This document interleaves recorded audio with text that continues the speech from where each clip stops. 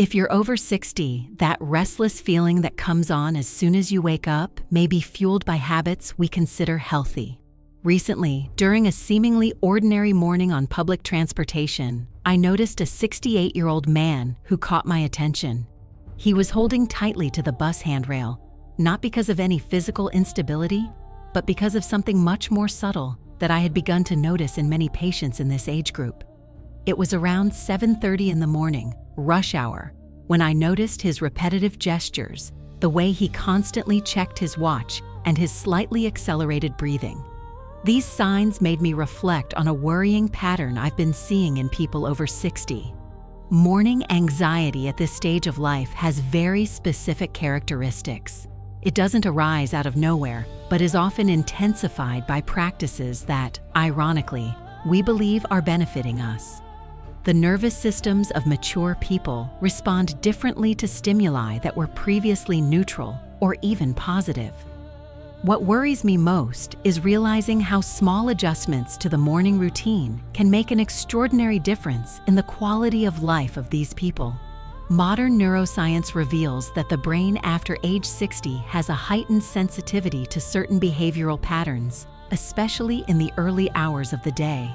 That gentleman on the bus was unknowingly demonstrating the effects of morning practices that, while well-intentioned, were sabotaging his mental tranquility. If you recognize that feeling of restlessness upon waking, if you notice that your mornings begin with an inexplicable tension, write yes in the comments. That gentleman on the bus became a case that completely changed my perspective on morning anxiety in older adults. 3 weeks after that chance encounter, he showed up at my office, brought by his daughter, who was concerned about his behavioral changes. When we started talking, he told me that his mornings had become a real torment. He'd wake up with his heart racing, have trouble concentrating on even the simplest tasks, and feel a constant restlessness he couldn't explain. The most intriguing thing was that these symptoms practically disappeared by late afternoon. During our conversation, I discovered that he religiously followed 3 morning practices that he considered essential to his health. These were habits he had adopted after turning 60, motivated by recommendations he heard on television shows and conversations with friends. His intentions were the best, but the results were the opposite of what he expected. What impressed me was how quickly his condition improved when we identified and adjusted these practices. Within 2 weeks, he was already reporting calmer mornings. Within a month, the transformation was visible even to people unfamiliar with his story. This case made me realize that many people over 60 are inadvertently sabotaging their mental tranquility early in the day. The mature brain has unique functioning patterns, especially related to circadian rhythm and neurotransmitter production. Neuroscience reveals that after age 60, our nervous systems become more sensitive to specific stimuli during the morning. Hormones like cortisol and adrenaline have different release patterns, and practices that were previously beneficial can become anxiety triggers. The fascinating thing is that these 3 practices are extremely common. You'll probably recognize at least one of them in your own routine. The difference lies in understanding how and when our bodies changed, and how we can adapt our habits to work for, not against, our mental well-being. The first practice that intensifies morning anxiety after age 60 will surprise you with its seemingly innocent nature. I'm talking about the habit of consuming information as soon as you wake up. The man on the bus had a habit of turning on the radio while still in bed, and while getting ready for the day, he absorbed news, traffic, politics, and various events. He believed he was staying informed and prepared for the day, but in reality, he was bombarding his nervous system with high-intensity stimuli. Neuroscience shows us that the mature brain processes information differently, especially during the transition from sleep to wakefulness. In the first 2 hours after waking, our prefrontal cortex is still organizing its executive functions, making us more vulnerable to stressful stimuli. When we consume news or dense information first thing in the morning, we prematurely activate the brain's alert system. It's as if we're forcing a cold engine to rev up immediately. The result is an inadequate release of cortisol and adrenaline, creating a sense of urgency and restlessness that can last for hours. What I observe in my office is that people over 60 who maintain this practice often report feelings of tightness in the chest, racing thoughts, and an inexplicable difficulty relaxing during the day. They can't pinpoint the cause because the habit seems so natural and necessary. The solution isn't to completely eliminate access to information, but to create a period of neurological protection in the early hours of the day. The mature brain requires a gradual transition between a resting state and a state of full alertness. I recommend setting a window of at least 90 minutes after waking up before consuming any type of news or dense information. During this period, focus on activities that promote gentle activation of the nervous system.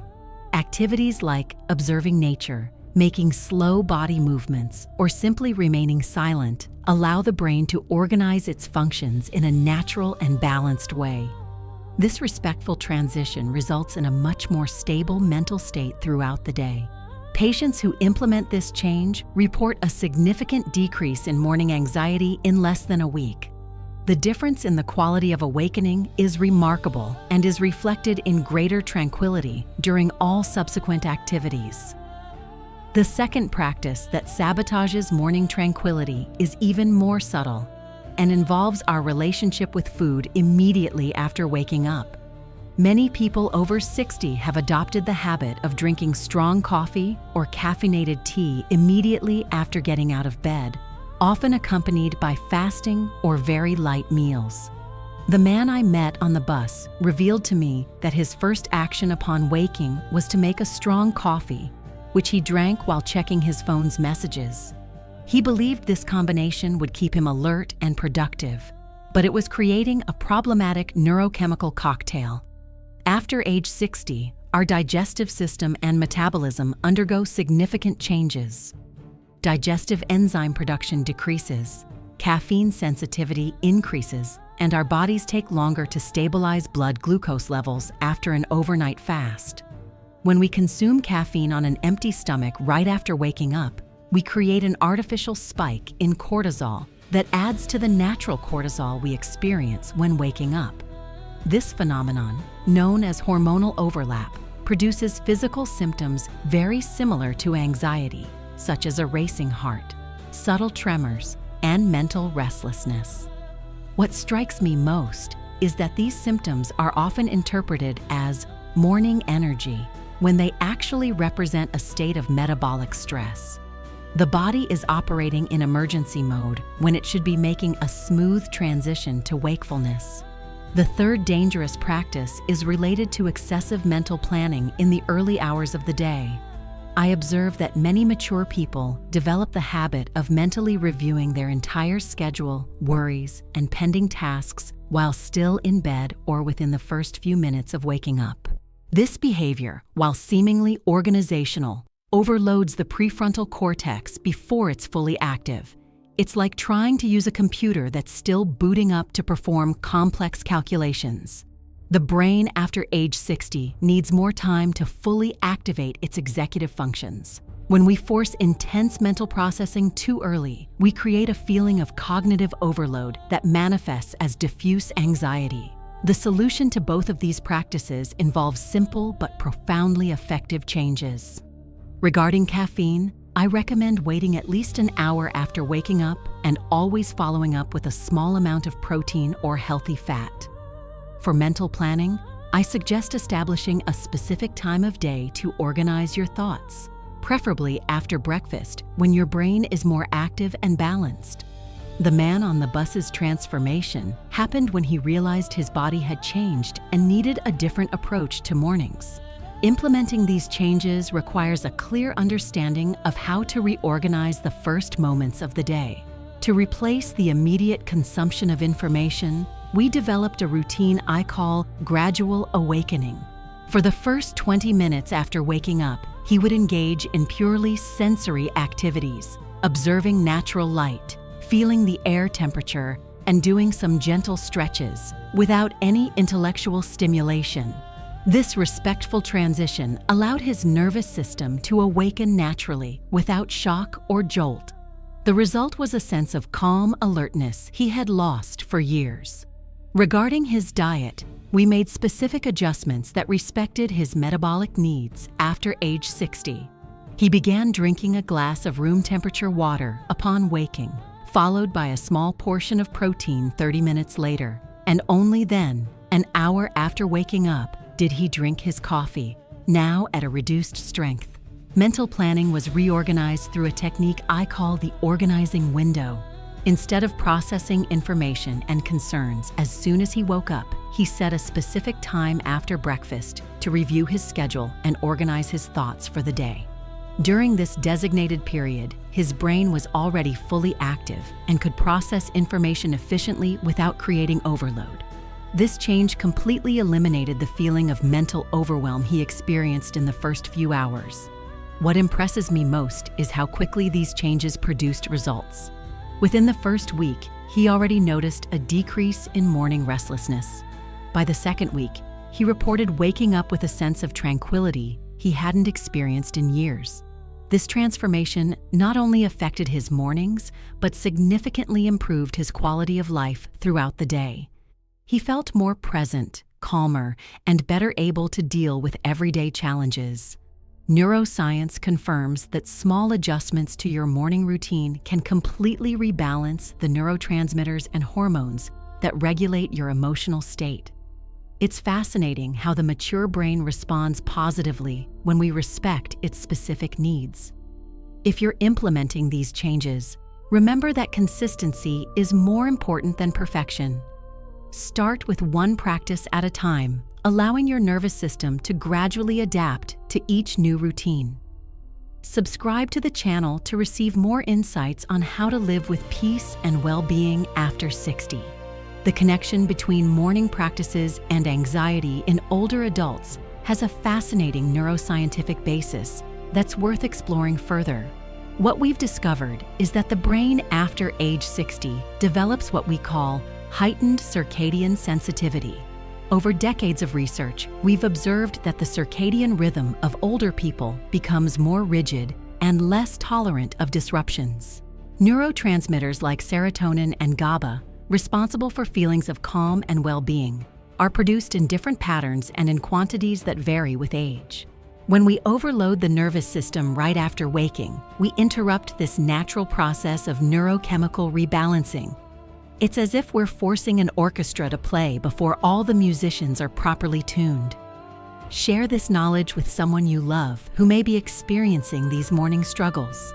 Beyond the three main practices we've discussed, there's a fundamental aspect that needs to be addressed: the relationship between expectations and reality in life after 60. Many people in this age group carry an internal pressure to maintain the same pace and adaptability they had decades ago. This unrecognized pressure manifests itself especially in the early hours of the day, when we try to force our bodies and minds to respond the same way they did in our 30s or 40s.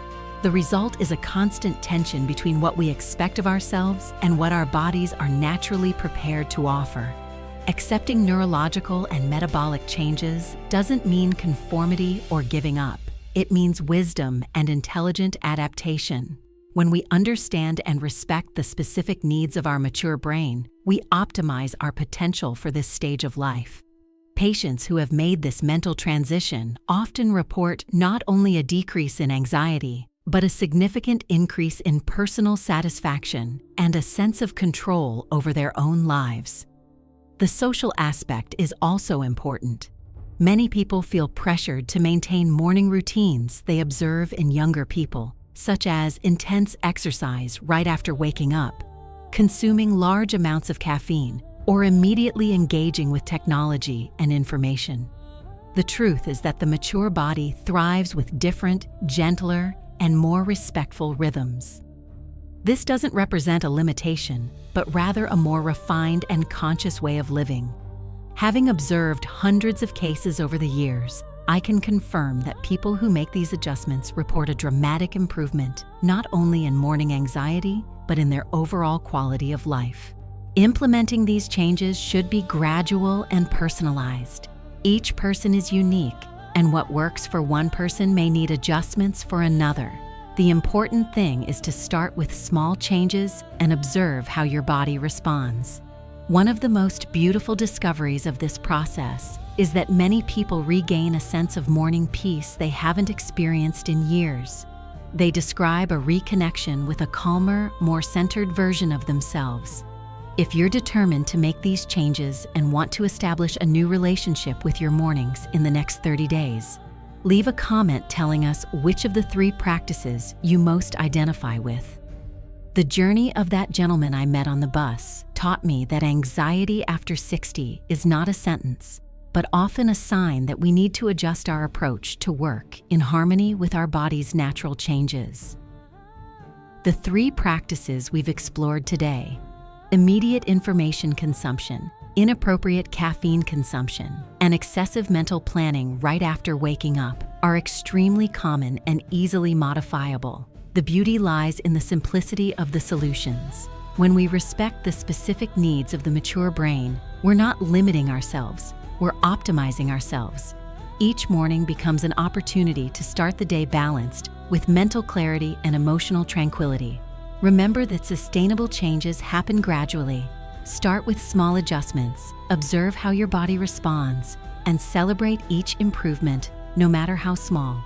If you found this content helpful, subscribe to the channel and turn on notifications so you don't miss our next discoveries. Share it with someone who could benefit from this information, and let us know in the comments which change you'll implement first. Life after 60 can be one of the most peaceful and satisfying phases we experience. It all starts with more mindful mornings that respect our well-being. In the next video, we'll explore how late afternoon and evening also influence our mental tranquility, and we'll discover specific techniques for creating a complete emotional well-being routine.